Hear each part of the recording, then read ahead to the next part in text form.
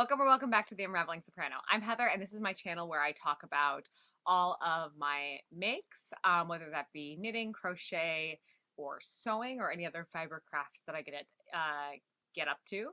And this is the first podcast of the new year, so happy 2025. Hopefully, it is treating you well. The first thing I want to talk about is the sweater I'm wearing.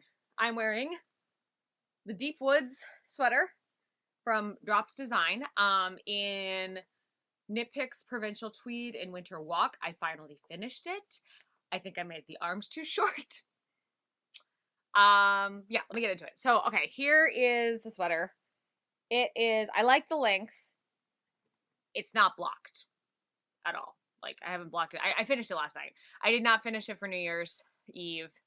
But I finished it before the podcast, so win.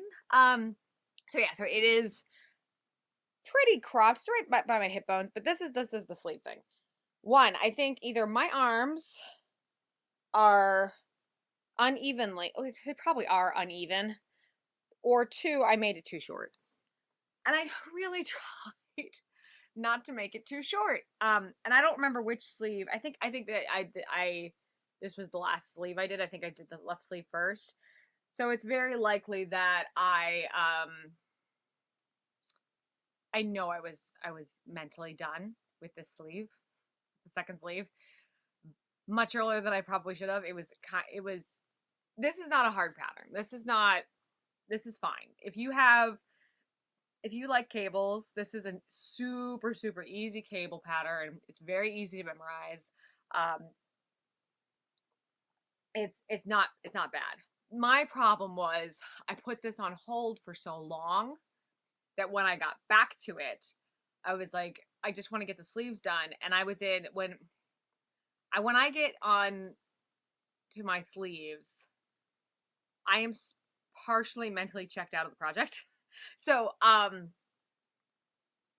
to have that be the hard bit was kind of mentally hard for me. Like, it's mentally, like, just motivation wise, especially once I finished one sleeve. But I'm hoping once I actually block this that it's going to I can pull this, because it's not bad. It's like maybe a half inch. And because this hasn't been blocked at all, I really do think I'm going to be able to achieve the length I want. I probably should measure one of the sweaters I have that's like a ready to wear sweater and see what the length on those sleeves are, because I I do think I want sleeves to hit at the wrist bone. I think that's my preferred, or if it's not going to hit the wrist bone, to like just stop at a 3/4. I think that's and this is why we knit, right? This is why we create our own clothes, is because we want to specify things to like customize things to our own specifications. And part of the process of knitting is figuring out what the specifications are. So, I love it. I love this sweater. I love the look of it. It's the cables are just so good.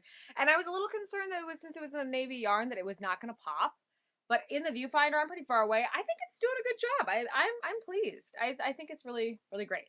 So that is my finished object. I'm so pleased that it's going to be off the needles. I did frog, or if you don't know, I've been told that I need to explain what frog means. So frog is basically you're ripping back your work. So if you make a mistake, you rip it back, and you rip it, rip it, rip it, rip it, rip it, rip it. So you're frogging. So if you did not know, that is what frogging means. So I was going to originally make the traveling woman's shawl. I just didn't like how it was coming together. Like, I just didn't love the the product that I was getting. And I didn't know how much, like, the lace pattern was pretty, but like I didn't quite like how it was working up in this particular yarn, because there is some variation, and I'm sure other people would have loved the product that was being created.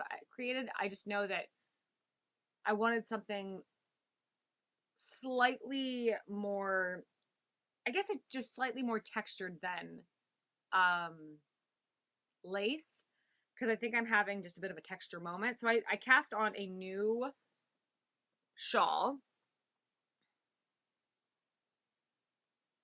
I don't know if the light, I the light's picking this up. One sec, let me move my ring light. It's pretty dark. Well, that's a little up. Let's see. Yeah, okay, there we go. So this is the Sweet Home Tonal, I believe, in Knit Picks Hawthorne. And the pattern I'm working on is the Seedling shawl, um, which is just where I just cast this on last night, so I don't have a whole lot on, but it's great. It's really, really quite pretty. I really like the texture that it's creating. It's a very easy pattern. You're just creating this through a variation of like slip stitches. So it's this really cool pattern that I really like. And I think I may have showed you the back. This is the front.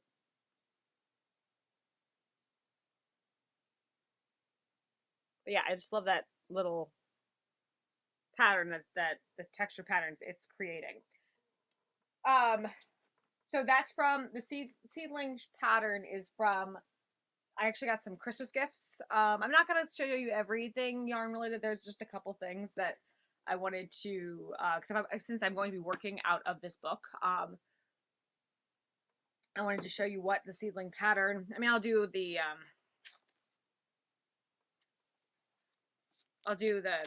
picture. But actually, maybe not. Maybe I'll just do this. But that's what the seedling pattern looks like. I don't know if it's going to be that long, but it's a just like a gentle curve, like like a half circle shawl. Um, so I got this book. It's one of my Christmas gifts. This 52 weeks of scarves, which I don't know if it's scarves. Like they may have changed the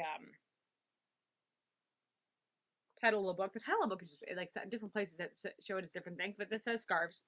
Um, and when I get into my video for my 2025 plans, there's another shawl that I'm going to be knitting out of this book. But the other book that I got for Christmas was the Vogue Knitting Stitch Dictionary. And I have not, so I've dug pretty deeply into like checking out these patterns. And for the most part, I think it's got, I can't see, unless I wanted to make a specific cable or color work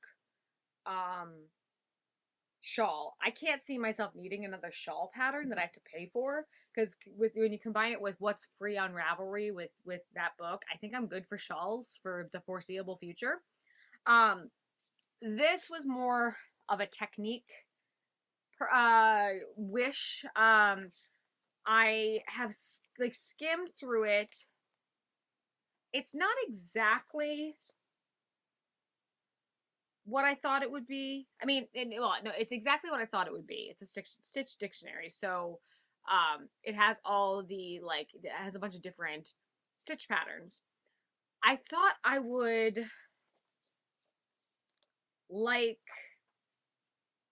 the cable section better. Like, I think that it's got a lot of fun color work, which I don't know if I'm going to use. And I like the knit purl section. So it has it into a couple different chapters. So he has your knit pearls where you're just creating texture with alternating your knits and your pearls, color work, cables, lace, and I think that's it. Oh no, one more. Edgings, like so special edgings, like scallop edgings or whatever. I bought this thinking that like the cable section was going to be a lot more robust, and I mean it's not nothing, but I don't know if it's it's not the actual cable patterns, it's how it's set up in the swatch. Because the idea I had for this was to create a blanket using swatches of like to practice. So like I'm gonna practice new stitch, make a swatch out of like a Lion's brand fisherman's wool, and then just keep picking up a new thing to practice. But I didn't realize that, like, well, one, these are all going to be over different stitch counts. So I have to be careful about what I pick. So I have squares that are the same size, but also it's in, and I get why they did this, but like the example is like just one cable, where I would love it to be two cables with um some relief stitches in the middle. But that way you get, for technique practice, you get two chances to practice the stitch, but also you get more of that pattern. So I do still think I'm going to do that idea eventually. I really don't need another blanket right this second, so that's a future project, maybe 2026 project. Or if like I find that Lion Brands will go to like on a deep sale. And then that might be a good summer project if I really want some knitting, but I don't want like a big heavy project. I'm just working on squares. We'll see. But the last thing I want to talk about as far as like gifts, I kind of wanted to do a little review on the Prim cable needle. I have very mixed feelings after using that for the sweater. I think I need to practice with cables on something different with this. So I need like at least one more project to give it like a proper review. I think I like it. I think there are some issues with it. So this is the cable needle. My issue is the silicone. So it has silicone, so it's bendy, and that is amazing. I love that. I love that it's bendy. I love that I can shape it. I love that the white part is slick. This is very grippy, and sometimes that is amazing, and sometimes that is not what you need. So I wanted this to be my be all end all cable needle.